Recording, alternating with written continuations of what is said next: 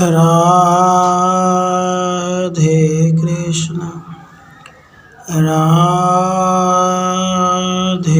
कृष्ण। हे भरत श्रेष्ठ अर्जुन, जिस काल मार्ग में गए हुए योगी लोग अनावृत्ति को और जिसमें गए हुए आवृत्ति को प्राप्त होते हैं, उस काल को अब मैं तुझे कहता हूँ। यहाँ अह से लेकर संवत्सर पर्यंत काल अभिमानी देवताओं का अधिक वर्णन होने के कारण काल शब्द का प्रयोग उपलक्षण के रूप में मार्ग के बदले किया गया है। अभिप्राय यह है कि जिस मार्ग से गए हुए योगी पुरुष अपुनरावृत्ति को वापस न लौटने वाली गति को प्राप्त होते हैं, और जिस मार्ग से पुण्य कर्मा पुरुष वापस लौटने वाली गति को प्राप्त होते, वह मार्ग बतलाऊंगा। अग्नि, ज्योति, दिन, शुक्ल पक्ष और उत्तरायण के 6 महीने उनमें गए हुए ब्रह्मवेता जन ब्रह्म को प्राप्त होते हैं। अग्नि रूपी ज्योति, दिन, शुक्ल पक्ष और उत्तरायण के 6 महीने, यह कहना श्रुति कथित संवत्सर आदि का भी प्रदर्शक है। धूम, रात्रि, कृष्ण पक्ष तथा दक्षिणायन के 6 महीने, उसमें गया हुआ योगी चंद्रमा सहित ज्योति को प्राप्त होकर फिर लौट आता है। यह इस श्लोक में आए हुए धूम, रात्रि आदि शब्द भी धूम आदि मार्ग में स्थित पितृलोक आदि का प्रदर्शक है, और इस श्लोक में आया हुआ योगी शब्द पुण्य कर्मा पुरुष का वाचक है। ये शुक्ल कृष्ण गति निश्चय ही जगत में सनातन मानी गई हैं। एक गति से मनुष्य अनावृत्ति को प्राप्त होता है और दूसरी से पुनः वापस लौट आता है।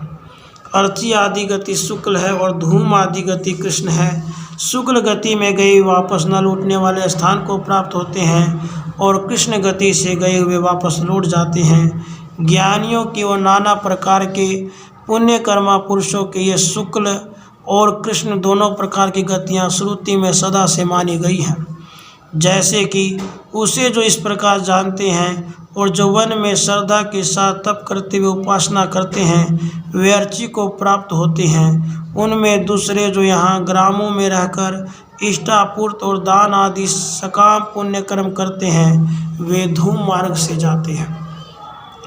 हे पितापुत्र अर्जुन, इन दोनों मार्गों को जानने वाला कोई भी योगी मोह को प्राप्त नहीं होता। इसलिए अर्जुन, तो सब कालों में योग युक्त हो। इन दोनों मार्गों को जानने वाला कोई भी योगी मरण काल में मोहित नहीं होता, किंतु अपने लिए निश्चित किए हुए देवयान मार्ग के द्वारा चला जाता है। इसलिए तू प्रतिदिन अर्ची आदि गति के चिंतन रूप योग से युक्त हो। अब 2 अध्यायों में कहे गए शास्त्रोपदेश का अभिप्राय समझने का फल बतलाते हैं। वेदों, यज्ञ और तपों में, दानों में जो पुण्य रूप फल दिया गया है, दिखलाया गया है, योगी इसको भगवान के महात्म्य को जानकर उस सब को लांघ जाता है और परम आदि स्थान को प्राप्त होता है। ऋग्वेद, यजुर्वेद, सामवेद और अथर्ववेद, इन 4 वेदों के अभ्यास का यज्ञ, तप और दान आदि समस्त पुण्य कर्मों का जो फल बतलाया गया है, उन सब को मनुष्य इन 2 अध्यायों में कहे हुए भगवान के इस महात्म्य को समझकर लांघ जाता है। भगवान के इस महात्म्य को जानने के सुख की अधिकता से वह उन सबको तृणवत समझने लगता है तथा योगी और ज्ञानी होकर ज्ञानियों को प्राप्त होने योग्य परम आदि स्थान को प्राप्त कर लेता है। इस प्रकार श्रीमान भगवान रामानुजाचार्य द्वारा रचित गीता भाष्य के हिंदी भाषा अनुवाद का 8वां अध्याय समाप्त हुआ। राधे कृष्ण।